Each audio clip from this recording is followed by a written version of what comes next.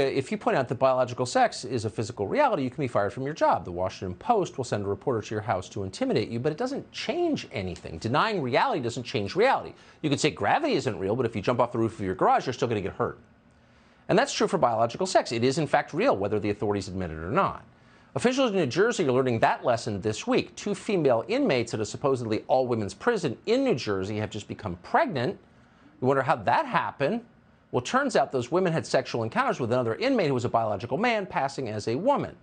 Now, some people predicted that this would happen, and they were laughed at, mocked, and attacked as bigots. Kara Dansky is at the very top of that list. She said this years ago on our show. She's the president of the U.S. chapter of the Women's Declaration International, author of the book, The Abolition of Sex, How the Transgender Agenda Harms Women and Girls, and we are happy to have Kara Dansky back. Kara, thanks so much for coming on. I'll never forget the first time, and it had to have been at least 4 years ago, when you said, if we keep going down this path, we're going to have biological men in women's prisons. And you were right.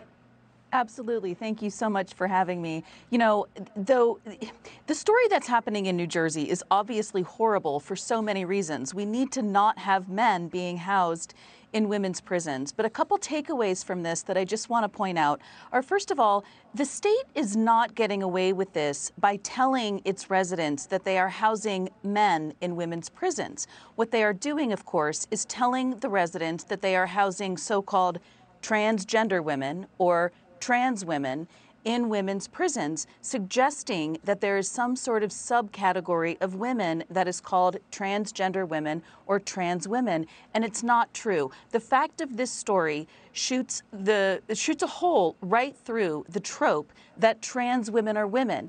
Our society has been taught that we are supposed to say and think that trans women are women, but obviously that is not true, because the individuals that are the focus of the story impregnated women, and every thinking adult, no matter what the President of the United States has to say on the matter, knows that there is no category of women who can impregnate women. So I really want to thank you for highlighting this story.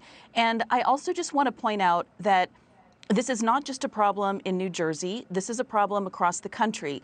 I know that we have talked previously about how the state of California recently enacted a law at the end of 2020, which went into effect in 2021, which mandates that men be housed in women's prisons on the basis of their so-called gender identity if they say that they are women. Washington State has a similar policy. However, this is not just happening in blue states. This is happening across the country. As far as I know, 49 states plus the District of Columbia have some form of law or policy in place that mandates the housing of men in women's prisons.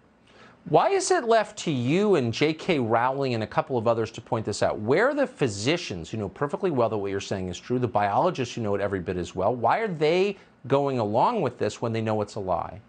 So the entire medical establishment in the United States has been captured by so-called trans ideology. And what I really want all Americans across the political spectrum to understand is that trans is not a civil rights movement to protect a marginalized community of people. It is a multi-trillion-dollar industry that is pushing this. It is paying the medical establishment. It is paying most media outlets. It is paying our government. It is paying our schools.